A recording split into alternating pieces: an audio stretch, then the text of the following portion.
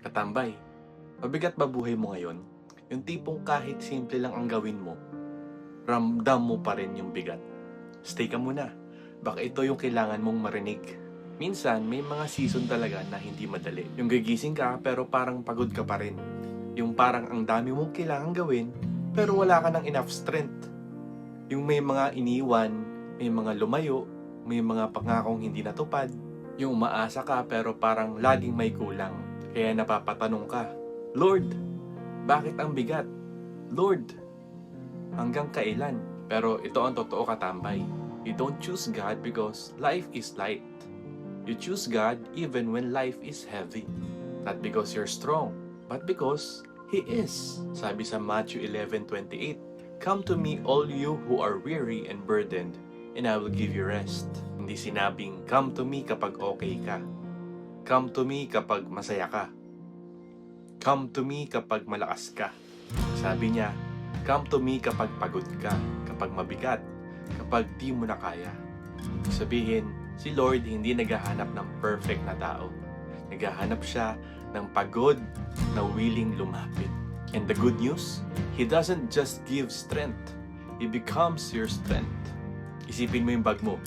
Habang marami kang nilalagay, mas bumibigat. Pero minsan, hindi mo napapansin. May mga bagay sa loob na hindi mo naman talaga kailangan. May extra weight na hindi na dapat daladala. Ganyan din minsan ang puso mo. Mas mabigat kasi ang dami mong pasan. Guilt, fear, stress, pressure, expectations, disappointments, trauma. Pero ang sabi ni Lord, anak, akin na yan. Hindi dahil wala kang pakinabang, kundi dahil hindi yan ang design ni Lord para sa'yo. Pagising mo, sabihin mo, Lord, hindi ko alam paano, pero alam ko, kasama kita. Pag na-overwhelm ka, sabihin mo, Lord, take this weight. Pag nalulungkot ka, Lord, stay with me.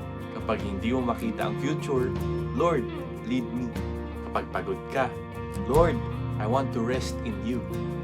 Choosing God is not about being perfect. Kaya katambay, kung mabigat ang buhay mo ngayon, huwag mong isipin na malayo si Lord. Minsan, sa pinakamabigat na season mo, doon pa siya pinakamalapit kahit hindi pa gumagaan ngayon. Kahit walang instant miracle, kahit wala ka pang sagot. Choosing God is already the miracle happening inside you. Kasi habang pinipili mo siya, pinipili ka rin niya. Every day, every moment. Tandaan mo, hindi mo kailangang kayanin mag-isa. Dahil yung bigat mo, kayang-kaya niya. Kapit lang katambay. One day, this heavy season will become a testimony. Kaya ano pang iniintay mo? Smile ka na! Paparating na ang breakthrough!